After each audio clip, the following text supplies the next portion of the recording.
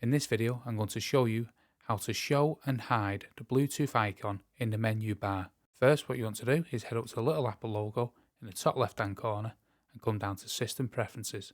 And on the System Preferences page you want to come across to Dock and Menu Bar.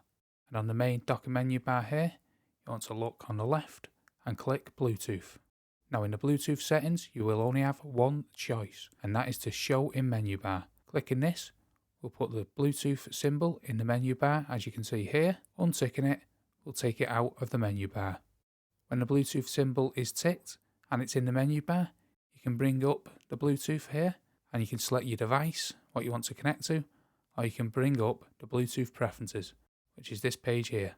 So if we come back over, you can untick and take it out of the menu bar. And that is how to either show or hide the Bluetooth icon in your menu bar. Hope that video was helpful, and if it was, please hit the like button below, and thank you for watching.